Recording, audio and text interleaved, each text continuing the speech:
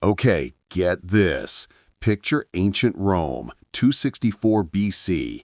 The Forum Boarium reeks of damp stone and cattle dung. Beneath the open sky, 3 pairs of armored men step into a makeshift arena.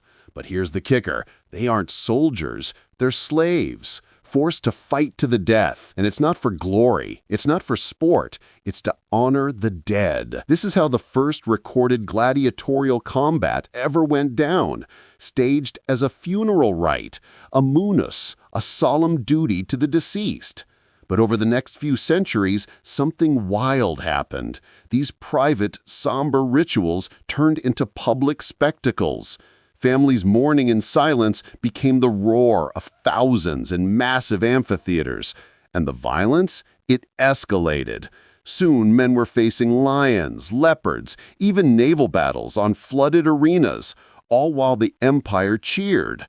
Blood, fire, and myth intertwined, and the Roman state transformed death into a tool, both for entertainment and for power. What started as grief became spectacle. And by the time the Colosseum opened, nothing was sacred. Death was a performance, control a show, and the audience completely addicted. You're not going to believe the extremes Rome went to for entertainment, and how each drop of blood told the story of empire itself. All right, so here's where it all begins. The Forum Boarium wasn't some glamorous stadium. It was muddy, stinking of damp stone and the lingering odor of cattle. You could practically taste the dust in the air. And into this grimy patch of Roman soil stepped 3 pairs of armored men. Not soldiers, not heroes, slaves, trained, brutalized, and sent to fight to the death. And this wasn't some casual fight for sport or fame. Nope, every strike, every drop of blood was meant to honor the dead. It was 264 BC, and Decimus Junius Brutus Scaeva had just buried his father. To mark the occasion, he staged what Roman historian Livy later called the first recorded gladiatorial combat in Rome. But don't picture a cheering crowd yet. This was private, solemn. A family paying its respects with the most extreme ritual imaginable. The Romans had a word for it. Munus, a duty owed to the deceased. The combatants weren't performing for applause. They were offerings, vessels for grief. Their struggle a bridge between the living and the dead. Here's the crazy part. This brutal ritual wasn't invented out of nowhere.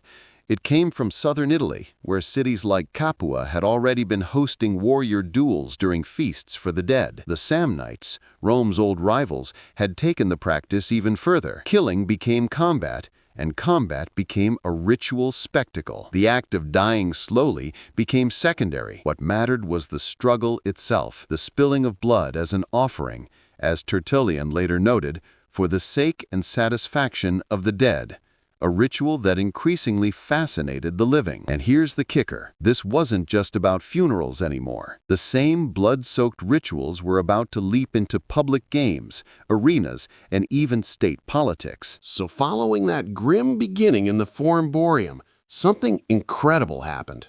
Those private, solemn fights, once confined to mourning a loved one, started to spill out into public life.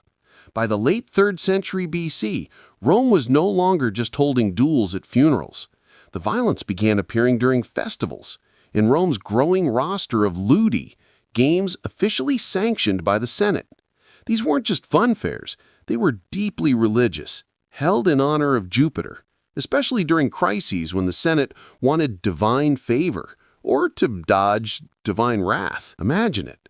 Temporary wooden arenas built in the middle of the city, crowds gathering, the smell of blood mixing with the dust of sand, and the Senate sitting back, quietly approving the spectacle.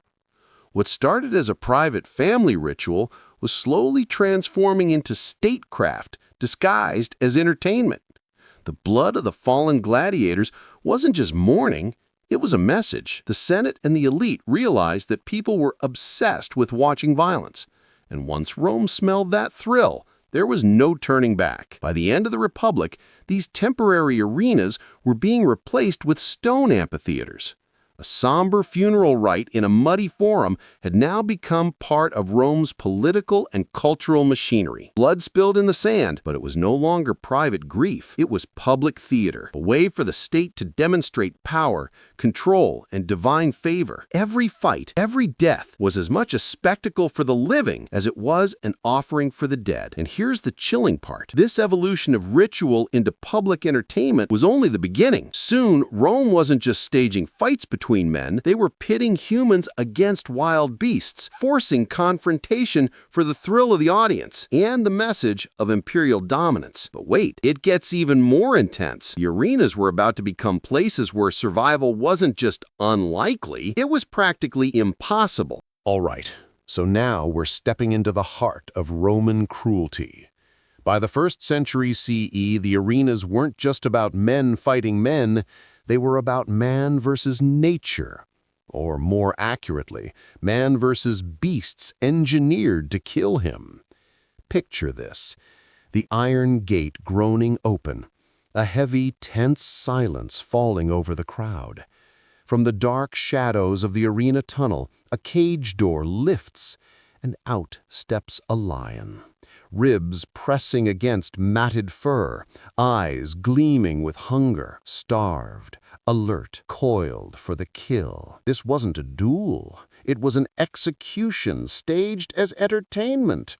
Criminals, prisoners of war, rebellious slaves, anyone the state wanted punished were thrown into the sand to face predators that had been starved to sharpen their ferocity. The crowd didn't just watch, they cheered, roared, and placed bets as the condemned fought for their lives. Sometimes trained fighters called bestiari were even forced to battle, spear in hand, knowing that one wrong move meant death by teeth and claw. Generals like Pompey understood the political power of spectacle. He orchestrated shows where men fought animals, making clear Rome could command life, death, and nature itself. And it wasn't just imagination. Archaeology backs this up. In Roman Britain, a gladiator's pelvis was discovered, riddled with bite marks from a lion, the silent testament of a life ended in ritualized terror. Across the empire, from the Colosseum to provincial amphitheaters, the pattern repeated. Blood, fear, and domination were the law of the arena. But even amidst all this, some prisoners rebelled in the only way left to them, suicide. Choosing to die on their own terms, rather than for public amusement, these men made a final, silent stand against the system. And here's where it gets completely bonkers. The Romans didn't stop at land. They were about to flood arenas and stage massive naval battles, turning water into a weapon of spectacle and control. Now things get next-level insane. The Romans weren't satisfied with just blood on sand. They wanted blood on water. Enter the Naumachiae, mock naval battles staged not on the ocean, but on artificial lakes and flooded arenas. Picture this. The sun glinting off calm water for a fleeting moment, then the roar of drums and the blast of war horns cutting through the air. Two fleets surge toward each other, triremes bristling with spears and catapults, while thousands of Romans cheer from stone bleachers. And the fighters? Not actors, not volunteers. Condemned men, prisoners sent to fight, often with no chance of survival. It all started with Julius Caesar in 46 BC near the Tiber, who dug an artificial lake to reenact a historic battle between Tyrian and Egyptian fleets. Real ships, real weapons, real death. Later, Augustus took things even further, building an enormous base in 1,800 by 1,200 Roman feet, complete with its own aqueduct to fill the water. 30 ships clashed, thousands of men fighting under the blazing sun, their lives expendable as the crowd went wild. The spectacle wasn't just for fun. It was political theater on a monumental scale, a demonstration that Rome could command men, ships, and even nature itself. Some Naumachiae even used real lakes. In AD 52, Emperor Claudius drained Lake Fucine to stage a naval battle, and the words of the fighters still echo through history. Morituri te salutant. Those who are about to die salute you. Fatalism, carved into every shout, every splash, every strike.